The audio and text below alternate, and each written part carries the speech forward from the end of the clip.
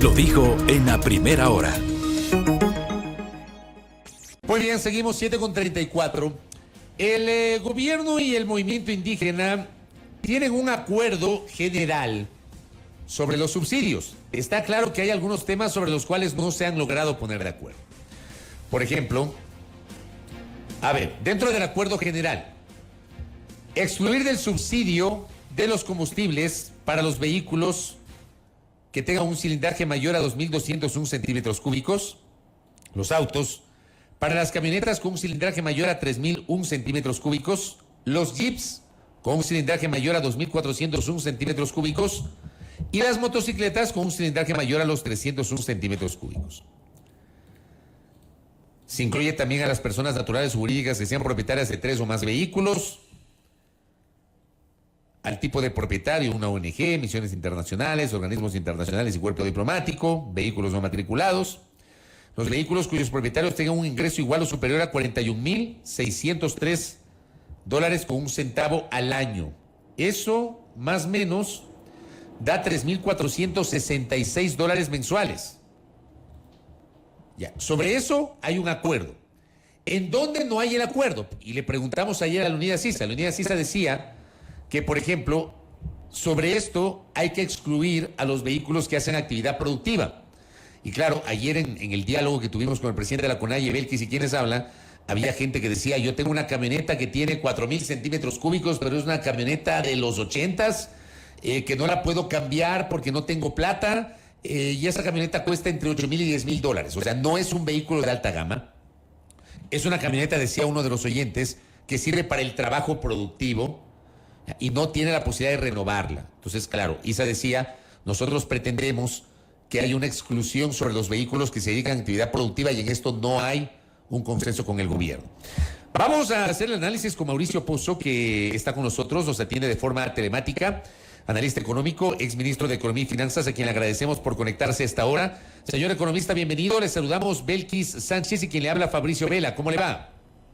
Buenos días, Belkis. Fabricio, un gusto estar con ustedes, a la orden. Gracias a usted por atendernos. A ver, quiero ir primero desde la parte general. Conceptualmente, este acuerdo respecto de la focalización del subsidio a los combustibles, con base en el cilindraje de los vehículos o en el ingreso de las personas naturales, ¿es correcto? ¿Es una medida adecuada, economista? Me parece que el resultado no es técnicamente lo que debió buscarse.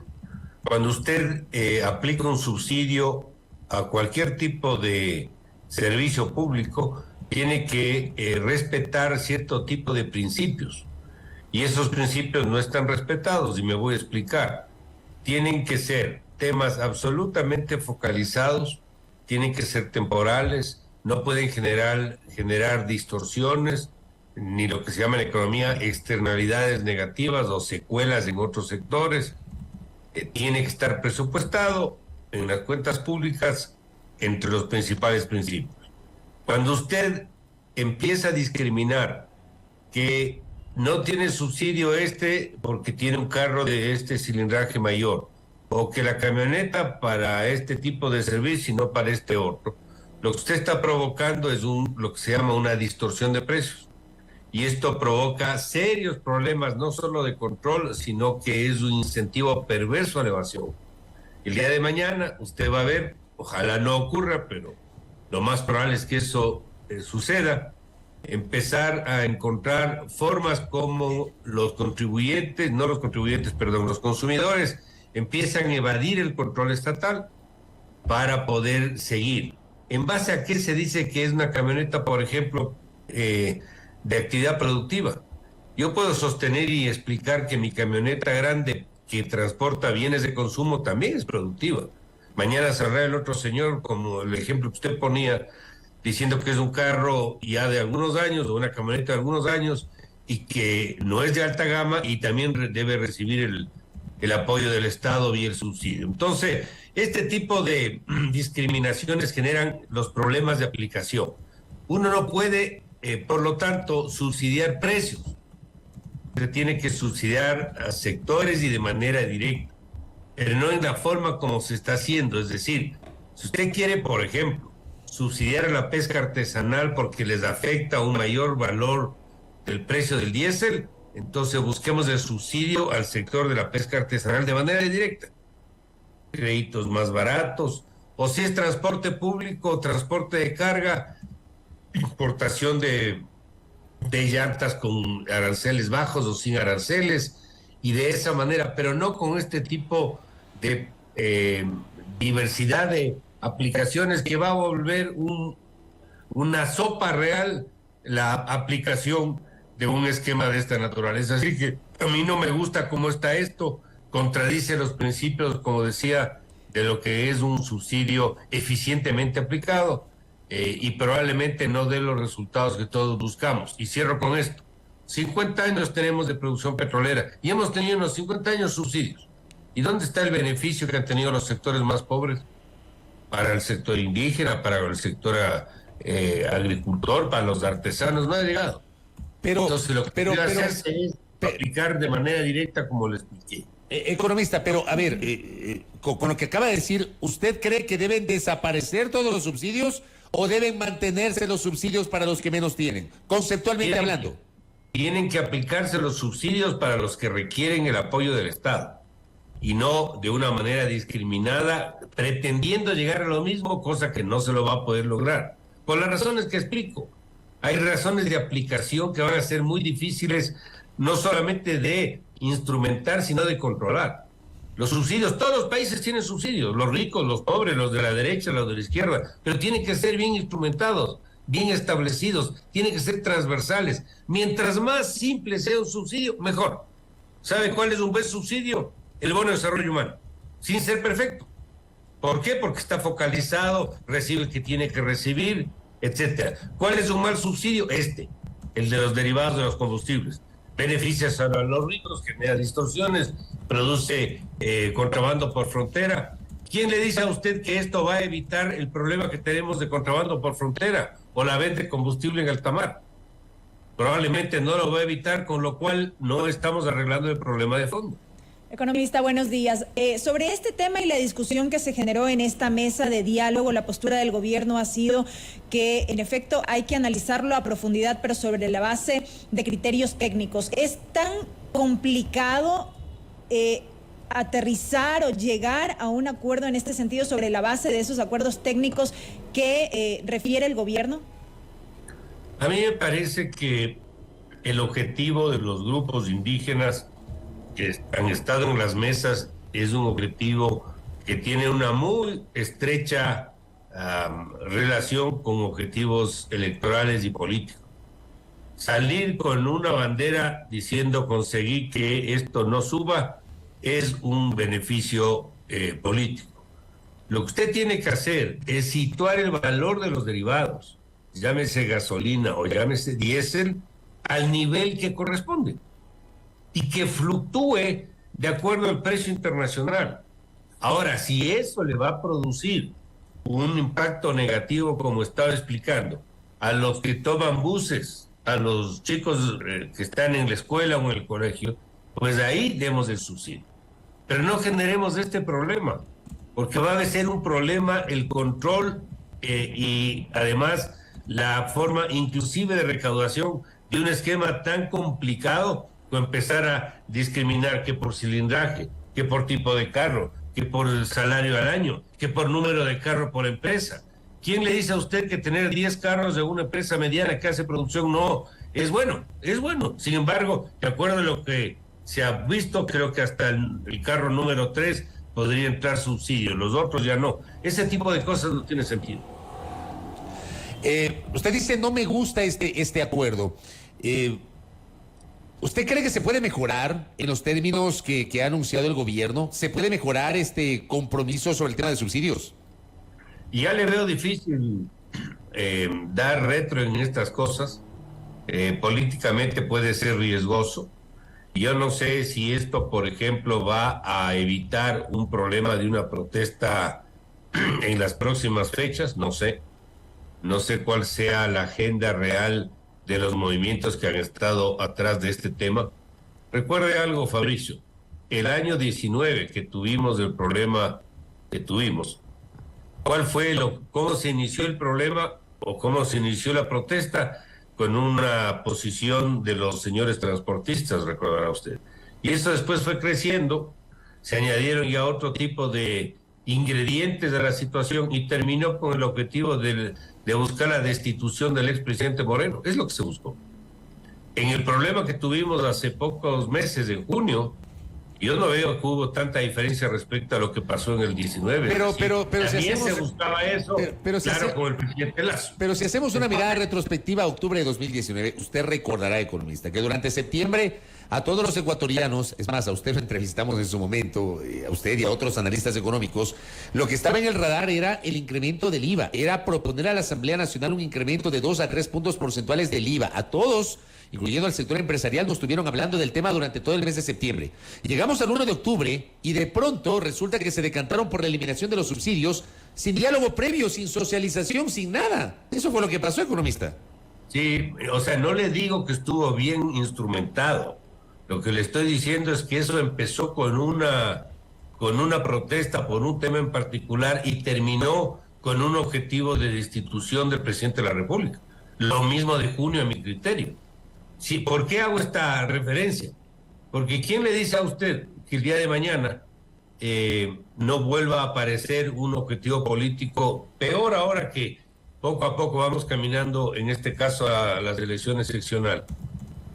Puede haber un tema político en cuyo caso este tema del diálogo, que yo estoy de acuerdo que se dialogue con todos, pero este en particular termina siendo probablemente un esfuerzo inútil, porque los resultados que se arriban son resultados que no son los que debían haberse encontrado.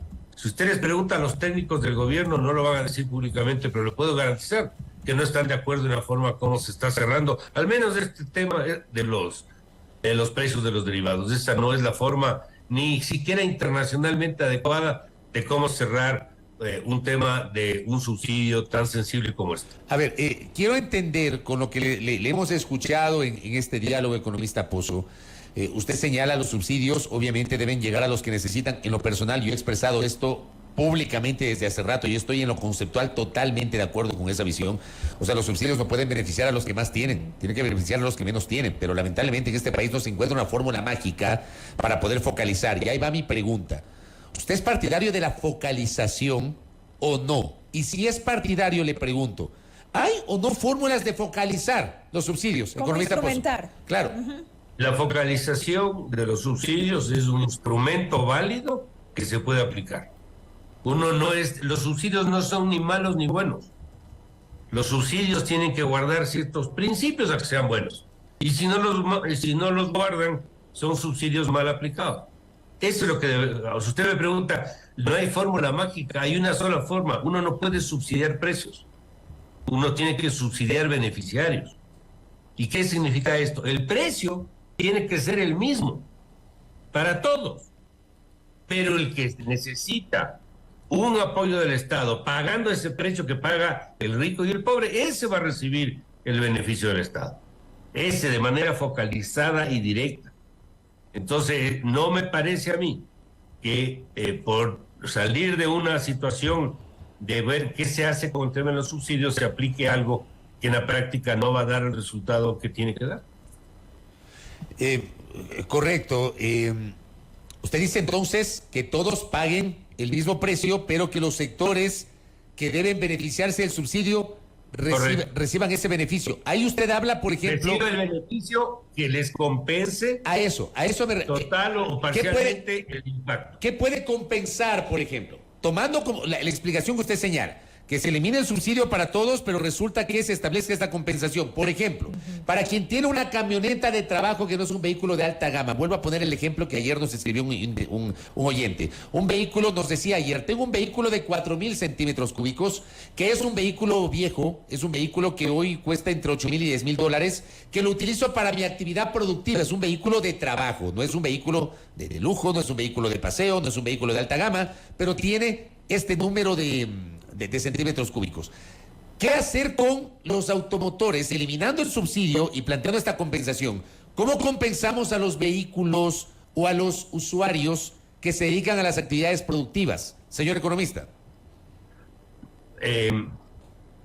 Hay mucha apertura del tipo de actividad económica de los ecuatorianos y no hay cómo pasar una tijera clara y decir esto es productivo y esto no es productivo. El que vende carros nuevos también hace una labor productiva y el que compra un carro nuevo también es una actividad productiva. ¿Por qué razón? Porque ese señor que compra el carro va a tener que mantener el vehículo, ese vehículo va a comprar partes y piezas. El que le vende las partes y piezas con esa plata se sustenta. Ese señor va y pone gasolina. El que le pone la gasolina vive de eso. Es decir esto es productivo, esto no es productivo, no tiene mayor sentido. Ahora bien, sí podemos, por ejemplo, lo que ya se aplicó en el pasado, Fabricio. Recordará usted que cuando teníamos la aplicación del 5% de ajuste a los derivados en el gobierno anterior y después se lo bajó a 3%, ¿Cuál era uno de los elementos que se aplicó para los transportistas? La importación de partes y piezas, llantas, con aranceles cercanos a cero. Es decir, lo que supuestamente le puede afectar por el lado del valor del galón de diésel, se le compensaba porque él podía ahora importar llantas o importar partes y piezas con un valor bastante menor. Ese es el subsidio directo a ese sector. Ese es el beneficio directo a ese mismo sector. Pero ya en lo otro es muy complicado. O sea, la discriminación de qué es productivo, qué no es productivo, si es malo tener muchas camionetas o tener pocas camionetas, o ganar más de cierto valor en salario o no. Me parece que por ahí no van las cosas. Por acá, economista, le dicen, el problema no es solo porque sube el precio de los combustibles, sino con esto sube el precio de todo y no hay trabajo ni alza de sueldos y salarios, entonces esto genera más pobreza y miseria en el país. Eso no es verdad, eso no es verdad. Y eso no es verdad porque eso es lo que hemos tenido a lo largo de 50 años. Acá hemos tenido subsidios, no hemos tenido precios más baratos de los derivados en el Ecuador. Por supuesto que sí. ¿Y qué beneficio han tenido los pobres? Está demostrado hasta la saciedad que una fijación de precios de valor real que sea acompañado con políticas de prudencia fiscal, por ejemplo, no genera ningún impacto en los precios ni en la inflación. Eso ya pasó. Yo le doy dos ejemplos. El ajuste del 5 al 3% que tuvimos con inflaciones súper bajas y seguía subiendo el valor de los derivados. Lo que se hizo en el 2003 al inicio del gobierno de la época que yo estuve en funciones, hicimos un ajuste del 30% al inicio del gobierno en la gasolina. ¿Sabe lo que pasó con la inflación? Bajó del 12 al 2%. Entonces no es correcto lo que se acaba de anotar. Entonces no es que se disparan los precios. No, es que para empezar... Pero sí se disparan. No es verdad, Fabricio. ¿O hay especulación? ¿En serio? Fíjese, si usted le incorpora cuánto es un 5% al valor del galón de diésel, y eso usted le incorpora en el costo total de producción que tiene un determinado vehículo, un camión, usted va a ver que la participación es tan pequeña que no tiene por qué incidir. Si hay especulación, que eso sí puede ocurrir, subirán lo que se llama un pico inflacionario, suben los precios del mes que se adopta la decisión, pero después no pueden vender a esos precios y vuelve a caer a los valores previos u originales. Eso es lo que no me estoy inventando, eso ya pasó en el Ecuador, eso ya ha ocurrido. Hay mucho, en ese sentido, discurso que no es el correcto, técnicamente tampoco tiene respaldo, pero que vende mucho la idea de que cuando sube la gasolina sube todo. Y eso, si se acompaña, como digo, de un programa económico ordenado, con un manejo fiscal prudente, ese impacto no va a llegar. Oiga, economista, acá me está escribiendo la especialista en materia de transporte y movilidad, Paola Carvajal, y me dice, sobre importación de partes y piezas no sirve, o llantas, dice, porque eso implica que tiene liquidez para esa compra. Al transporte público se debe subsidiar por pasajero transportado, porque ahí se reconoce la cantidad total de beneficiarios, así como el tipo. Por ejemplo, tercera edad, estudiante o persona con discapacidad. ¿Sí? Estoy de acuerdo. ¿Ah? Estoy de acuerdo. O sea, estoy de acuerdo. Eso no es loco lo que escribe la ingeniera Paola Carvajal. No, tiene razón. Ese es el tipo de subsidio que le estoy diciendo, focalizado a quién en este caso, al estudiante. Le está focalizando directamente a él, pero no en la forma como se quiere hacer ahora. Estoy de acuerdo con el comentario que se acaba de realizar. Hay que, obviamente, ver cuál es el mecanismo más eficiente para llegar el subsidio donde tiene que llegar, pero no en la forma como lamentablemente ha salido de las discusiones y los diálogos con los indígenas. Oiga, y le digo otra cosa, muchos de nuestros internautas están espeluznados porque dicen, es que si sube el precio de la gasolina, sí suben los precios de los productos, Eco. Claro, por acá, por ejemplo, le dicen, en la realidad sí hay un crecimiento de los precios por procesos especulativos. A ver, fíjese, si me permiten dar unos elementos de concepto. Cuando usted estudia economía y estudia lo que es la inflación, aprende que la inflación es un proceso constante y creciente de aumento de precios a lo largo del tiempo. Si usted toma una decisión, en este caso de que los precios de los derivados correspondan al mercado internacional, pero para que eso se dé tiene que haber un impulso inicial, ese impulso inicial genera una presión inflacionaria puntual, pero como está dentro de un programa, después de eso tiende a desvanecerse y a alcanzar los valores que corresponden. Hay un impulso del mes y después vuelve a bajar. Le doy el otro ejemplo. ¿Sabe cuál es el mayor impacto inflacionario que tuvimos en junio? La paralización. Ese fue el mayor impacto. ¿Y qué pasó? Subieron los precios a las nubes los días que tuvimos el problema y después volvieron a los precios de equilibrio o anteriores. Igual es en el caso de la gasolina. Entonces, y yo creo que hay que quitarse de la cabeza esto de que porque van a tener precios reales, la inflación va a subir de forma permanente. Además, hay una cosa, esto es hasta que se alcancen los precios de mercado, no es de toda la vida. El día de mañana sube el precio del petróleo, el día de pasado mañana baja el precio del petróleo. Y el precio de los derivados tendrá que situarse acorde a esa realidad internacional, como es en la mayoría de países. Si esta discusión no debería haber. Venezuela es el único país que tiene precios derivados subsidiados. Pregunte cuánto cuesta un galón de diésel en Colombia o en Perú. Y tienen inflaciones bajas, así que no es por ahí el tema. Oiga, y le hago otra pregunta. ¿Por qué no incluir en esta misma discusión al gas? El gas sí, tiene un montón de sensibilidades. Y esto lo vengo diciendo desde el 2019, por si acaso, para alguna gente que vaya a espeluznarse, quienes me escuchan a mí desde siempre, saben perfectamente la posición que en lo personal yo he tenido desde 2019. Yo conceptualmente estoy de acuerdo con que los subsidios deben ser vocalizados y que los ricos no pueden beneficiarse de un subsidio que debe ir para los pobres. Pero, por ejemplo, en el tema del gas, ¿cómo se entiende que el mismo precio paguen los ricos que los pobres? ¿Por qué no incorporar dentro de este debate el gas de uso doméstico? ¿O esto no es posible desde lo que le pasó a Bucaram en el año 96? Economista Mauricio Pozo.